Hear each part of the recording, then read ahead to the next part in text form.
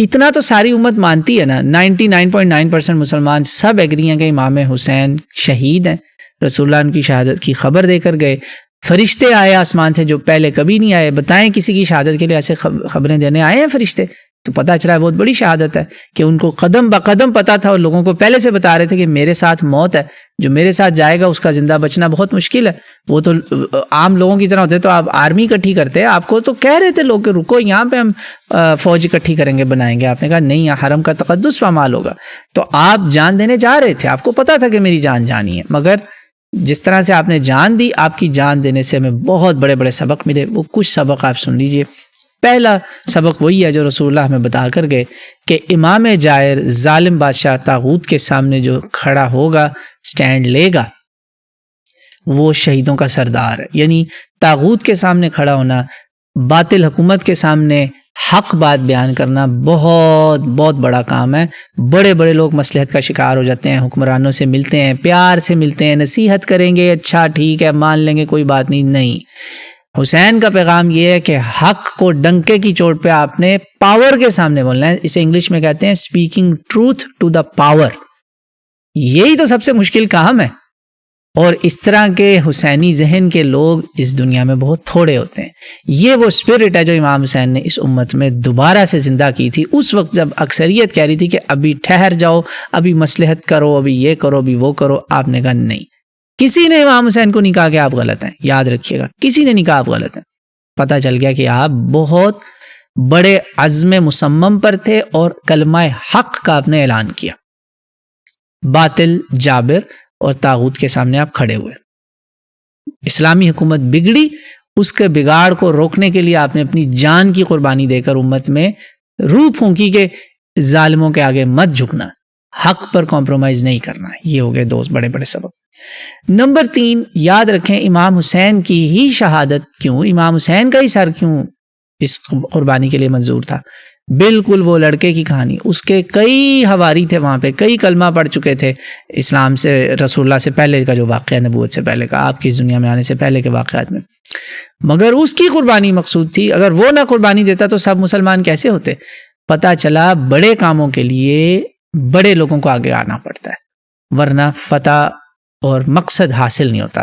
یعنی یہ بہت بڑا کام تھا، اس کے لیے گریٹ ٹاسک کے لیے گریٹ پرسن چاہیے تھا، اسپاٹ لیس پرسن چاہیے تھا، جس میں بالکل کوئی عیب نہ ہو۔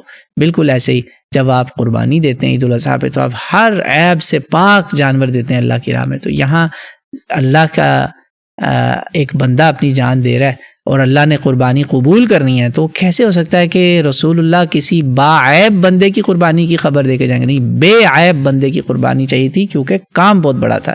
یہ تیسرا بڑا۔ نمبر 4، چوتھا بڑا سبق اس میں ہے، وہ یہ ہے کہ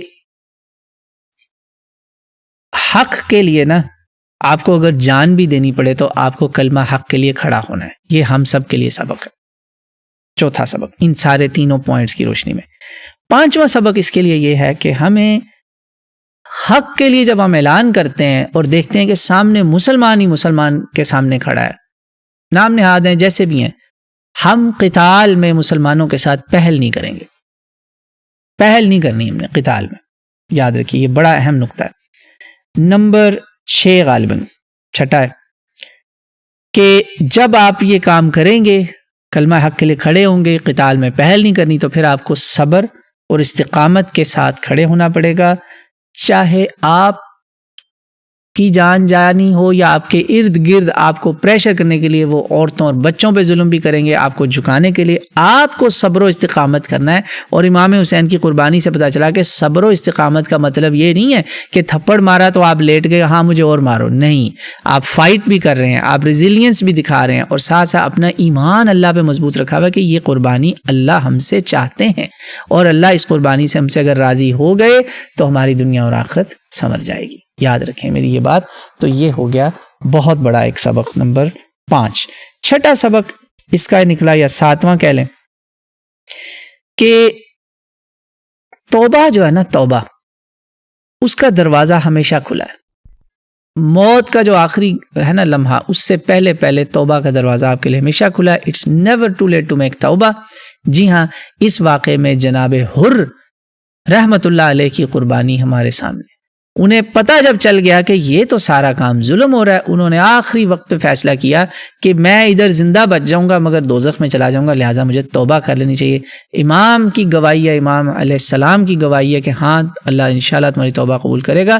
آ گئے ہو بس اب پھر ڈٹ جاؤ. وہ اپنے 2-3 ساتھی لے کر آئے، ہزاروں کی کمان چھوڑ کے آ گیا کہ مجھے نہیں چاہیے.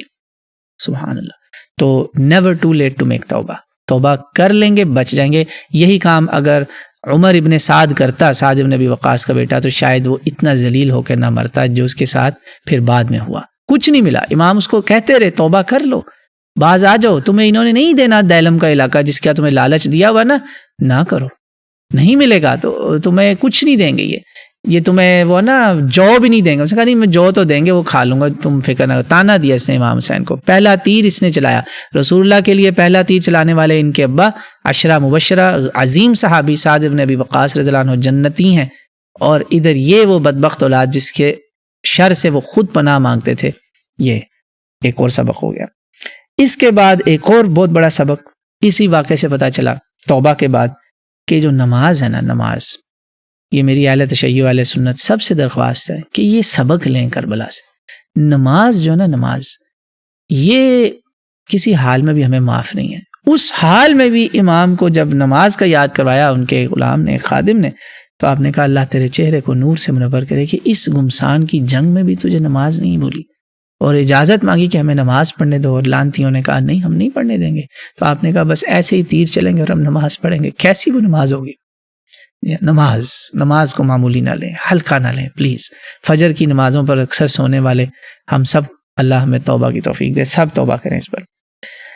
اچھا، ایسے موقع پر جب بھی کبھی زندگی میں امتحان آئے تو امام حسین کی قربانی سے بہت بڑا سبق ہے ہمارے لیے، ہمارے بیٹوں بیٹیوں بچوں کے لیے، فیملیز کے لیے، کہ جب بھی آپ کے گھر کا کوئی بڑا حق پہ کھڑا نا تو اس کا ساتھ نہ چھوڑیں، اس کے ساتھ کھڑے ہوں. جس طرح حسین کے ساتھ ان کے بچے، ان کی بیٹیاں، ان کی بہنیں سب ان کے ساتھ تھے، آپ کو بھی ویسے کھڑے ہونا. یہاں تک کہ امام حسین نے بتیاں بجھا دیں اور کہا جس کو جانا ہے چلے جاؤ، رات رات میں نکل جاؤ. میں نے ان سے ایکسٹرا رات لے لی ہے، اپنی جان کے لیے نہیں لی تھی، ان کو بچانا چاہ رہے تھے کہ نکل جاؤ. صبح نہ صرف وہ بچے اور وہ گھر والیاں سب موجود تھیں بلکہ اور لوگ آ گئے دوسری طرف سے کہ ہم نے تو جان دینی ہے ادھر. یہ ہے وہ تعلق جو آج اگر مسلمان چاہتے ہیں کہ ہمارے معاشرے صحیح سچے پکے مسلمان بنے، تو جو بھی آپ کے گھر میں اسلام پر، دین پر، حق پہ کھڑا ہے اس کے ساتھ آپ سب کو کھڑے ہونا ہے. چاہے حکومتیں آپ کے خلاف کھڑی ہوں یا محلہ پورا خلاف کھڑا ہو، حق والے کا ساتھ دینا ہے، بھاگ نہیں جانا، بے وفائی نہیں دکھانی، عبداللہ ابن جعفر نہیں بننا. یاد رکھیے گا یہ بھی تو اہل بیت ہے نا. ہم اہل بیت میں ایسے لوگوں کو مانتے ہیں کچھ جو مل گیا تھا یزید کے ساتھ، پیسے کھاتا تھا، لاکھوں درہم کھاتا تھا اور اس کی حمایت کرتا تھا. ایسے لوگوں کو دگنا عذاب ہوگا. اہل بیت کا مقام بھی بہت زیادہ ہے، اور جو اہل بیت کا مقام پا کر پھسلا وہ پھر بہت بڑی سزا پائے گا. یاد رکھیے گا. رسول اللہ کے گھر سے ہونے کا یہ مطلب نہیں ہے کہ کوئی لائسنس مل گیا. تو اولاد کا جو تعلق تھا نا امام کے بچوں کا، جس طرح انہوں نے قربانیاں دیں، ایک بہت بڑا ہمارے لیے اس میں سبق ہے، ہماری اولادوں کے لیے، ہماری ینگ جنریشن کے لیے، کہ that's how you should stand. اور یہ میرا خیال ہے 9واں لیسن ہے اس کا، کہ اگر آپ امام حسین کی قربانی کو حق مانتے ہیں، سنی شیعہ سب، اللہ کا واسطہ ہے، وقت کے ظالم، وقت کے فاسق، اس وقت کے فاجر، اس وقت کے زانی، اس دور کے بدماش، کرپٹ حکمران، طاغوت، ان کا ساتھ نہ دیں. اگر آپ ان کے ساتھ ملتے ہیں، آپ ان کی برائیوں پر پردہ پوشی کرتے ہیں، مصلحت پرستی کرتے ہیں، تو آپ حسین ابن علی کے پاؤں میں بیٹھنے کے لائق بھی نہیں ہیں. آپ ان کی اس قربانی کا ذکر کس منہ سے کرتے ہیں جب آپ خود طاغوتوں کے ساتھ بیٹھتے ہیں، طاغوتوں کے ساتھ آپ چاولوں کی ایک دیکھ کے الٹ جاتے ہیں، بریانی کی ایک پلیٹ پہ ہی آپ بک جاتے ہیں، بہت سستا بکتے ہیں. تو اگر آپ سچے حسینی ہیں، امام حسین کو حق پر مانتے ہیں کہ ان کی قربانی کوئی تھی قربانی، تو پھر وقت کے یزیدوں کو پہچانے، وقت کے ابن زیاد کو پہچانے، اس وقت کے شمروں کو پہچانے، اس وقت کے بدماشوں کو، طاغوتوں کو پہچانے، اور حق والوں کا ساتھ دیں، چاہے وہ آپ کے فرقے سے ہوں یا نہ ہو آپ کے فرقے سے. یاد رکھیے اللہ تعالیٰ کی پھر ہی نصرت آنی. یہ